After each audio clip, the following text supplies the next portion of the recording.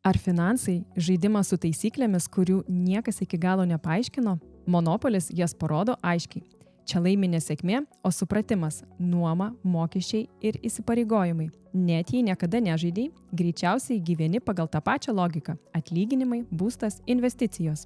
Parodysiu 4 monopolio pamokas ir vieną faktą, kuris pakeitė mano požiūrį į riziką bei investavimą ir kodėl tai veikia, net kai rinka banguoja. Sveiki, aš Auksė. Pradėjau domėtis finansais 2024 vasarą ir tik tada supratau, monopolis išmokė mane daugiau nei daugelis knygų apie pinigus. Kai buvau vaikas, šį žaidimą gavau dovanų. Azartiškumas neleido jam dulkyti lentynoje. Vis ieškodavau progos sužaisti dar kartą. Iki šiol turiu išsisaugojus tą seną monopolio dėžę. Priminimą, nuo ko viskas prasidėjo. Ir, tiesą sakant, kartais vis dar žaidžiu. Tik dabar su savo vaikais. Net jei niekada nežaidei monopolio, turbūt esi girdėjęs, kad čia laimi tas, kas turi daugiausia turto ir pastato daugiausiai pastatų. Iš pirmo žvilgsnio atrodo, kad čia sėkmės žaidimas, bet iš tikrųjų viską lemia sprendimai. Tie, kurie skuba pirkti viską iš eilės, greitai praranda balansą, o tie, kurie moka išlaukti, dažniausiai išsilaiko iki galo. Ir būtent tai labiausiai primena mūsų santykį su pinigais. Ne kiek uždirbi, o kaip elgiesi su tuo, ką turi. Man monopolis visada atrodė kaip mažas pasaulis ant stalo, vieta, kur saugiau daryti klaidas. Todėl šiandien parodysiu 4 pamokas, kurios padės pamatyti šį žaidimą visai kitaip ir gal net suprasi šiek tiek daugiau apie save. Pirma pamoka. Strategija svarbiau nei greitis. Monopolyje viskas atrodo paprasta. Meti kauliukus, sustoji ant langelio ir perki viską, kas pakeliui. Bet stebėk, kas nutinka po kelių ratų. Pinigai baigėsi, o kai tenka susimokėti nuomą, kišenės tuščios. Tai ta pati klaida, kurią daugelis daro ir realiame gyvenime. Kai tik atsiranda pinigų, norisi juos išleisti arba greitai kažkur padėti. Be plano, be strategijos, atrodo protinga, bet realiai švaistymas galimybių. Kantrus žaidėjas laukia momento. Ir tada pradeda statyti. Stebi lentą, renkasi kryptingai ir kaupia rezervą. Jis atrodo lėtas, bet kai kiti jau perdegė, jis pradeda statyti namus. Tai pirma pamoka, kai supranti, kad ne greitis atneša pergalę, o gebėjimas išlaukti tinkamo ėjimo. Kai jau išmoksti nelėkti pirmyn be plano, atsiveria kita pamoka. Ką daryti, kad pinigai pradėtų dirbti už tave. Monopolyje įdomiausia dalis prasideda tada, kai jau turi kelis pastatus. Tu tiesiog lauki savo eilės, o pinigai vis tiek ateina, nes kažkas sustojo tavo gatvėje ir sumokėjo nuomą. Čia išryškėja pasyvių pajamų esmė.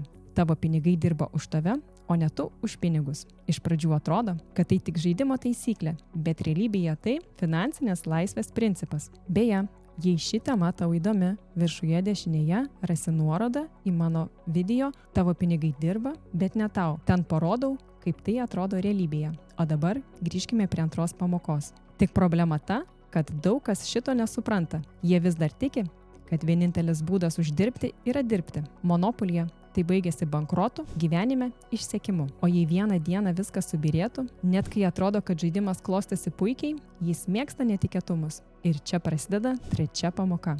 Kai sekasi, atrodo taip bus visada. Gauni nuomą, kaupiasi pinigai, viskas ramu. Bet kai ateina netikėtas ėjimas, tik tie, kurie turi rezervą, išsilaiko. Monopolyje tai paprasta. Neturi pinigų, negali sumokėti nuomos ar skolų, iškrenti iš žaidimo. Kartais dar blogiau. Privalai parduoti savo turtą už pusę vertės, tik kad liktum žaidime. Ir taip nutinka ne todėl, kad buvai blogas strategas, o todėl, kad neturėjai finansinės pagalvės. Finansinė pagalvė tai kaip oro pagalvė automobilyje. Kol nėra avarijos, atrodo, kad jos visai nereikia, bet kai smūgis įvyksta, ji gali išgelbėti gyvybę. Ir čia turiu savo paprastą taisyklę. Rezervas bent 3-6 mėnesių būtinųjų išlaidų.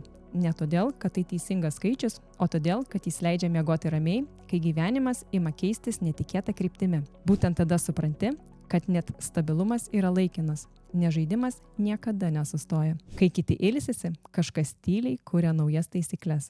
O čia prasideda 4 pamoka. Ta, kuri parodo, kaip monopolis iš lentos persikelia į realų pasaulį. Monopolis nėra tik žaidimas. Jį leidžia kompanija Hasbro, ta pati, kuri sukūrė Nerf, Play-Doh ir Transformers. Ir štai įdomybė. Jų akcijos prekiaujamos biržoje, o simbolis, angliškai vadinamas ticker HAS, angliškai has, reiškia turi.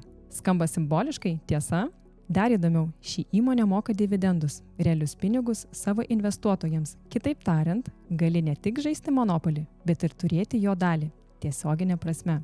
Ir čia man viskas susijungia. Suvokiau, kad tie patys dėsniai, kurie galioja monopoliai, veikia ir tikrame pasaulyje.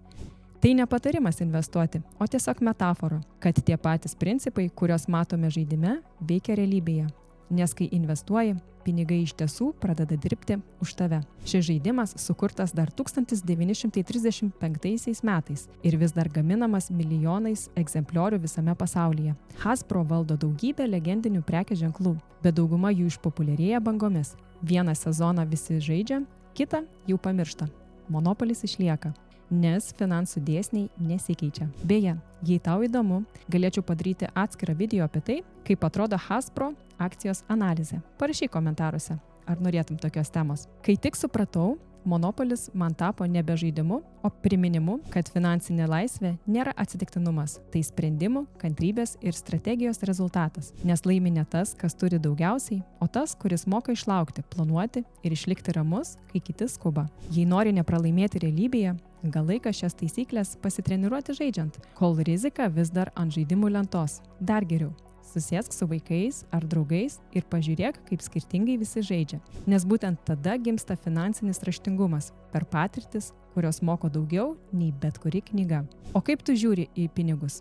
Kaip į žaidimą ar kaip į priemonę kurti laisvę? Parašyk komentaruose. Man labai įdomu pamatyti, kaip mes visi skirtingai žaidžiam savo gyvenimo monopolį. Jei tokie video tau artimi, kviečiu paspausti patinka ir prenumeruoti kanalą.